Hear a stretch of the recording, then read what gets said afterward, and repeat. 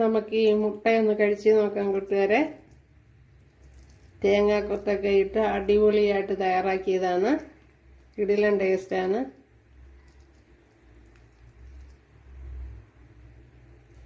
എന്തല്ല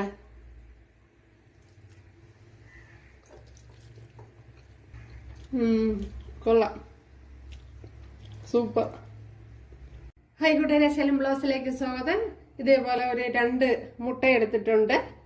ഇത് വെച്ചുള്ള ഒരു റെസിപ്പി നോക്കാം. ആവശ്യത്തിനുള്ള ഉപ്പ്. ഇതിനെ ഇനി നല്ലപോലെ ഒന്ന് കലക്കണം.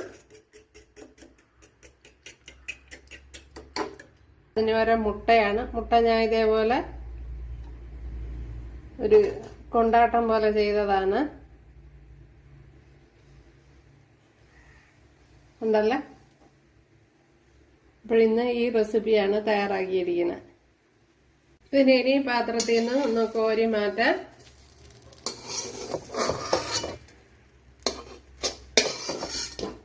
ഒന്ന് ചുരുട്ടി എടുക്കണം. ഇങ്ങനെ മടക്കി എടുത്താൽ മതി. അത് വെന്ത് കഴിഞ്ഞാൽ അങ്ങ് മടങ്ങി വന്നോളൂ.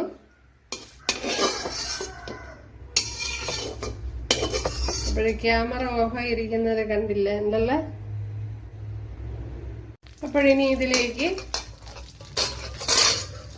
നമ്മുടെ 1 ടേബിൾ സ്പൂൺ ഇഞ്ചി വെളുത്തുള്ളി പേസ്റ്റ് ചേർത്ത് കൊടുക്കുക. ഒരു ശകലം കറി ലീവ്സ് കൂടെ ചേർത്ത് കൊടുക്കുക.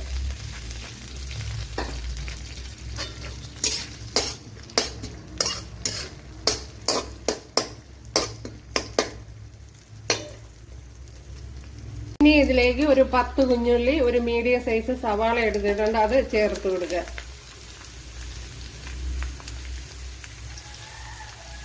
വളരെ തിന്നായിട്ടാണ് അരിഞ്ഞെടുത്തിരിക്കുന്നത്.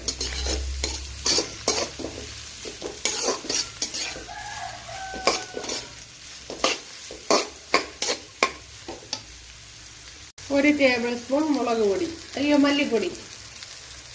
1 ടേബിൾ സ്പൂൺ മുളക് പൊടി, 1 ടേബിൾ സ്പൂൺ മല്ലിപ്പൊടി. ഇനി 1 ടീസ്പൂൺ റെഡ് ചില്ലി സോസ് ചേർത്ത് കൊടുക്കുക. അപ്പോൾ വളരെ കുറച്ചേ ചേർത്ത് കൊടുക്കുന്നുള്ളൂ. അപ്പോൾ ഇത് തികച്ചും ഓപ്ഷനിലാണ്, ചേർത്ത് കൊടുക്കണമെന്ന് നിർബന്ധമൊന്നുമില്ല. അപ്പോൾ ഉണ്ടെങ്കിൽ ചേർത്ത് കൊടുക്കുക, അത്ര തന്നെ.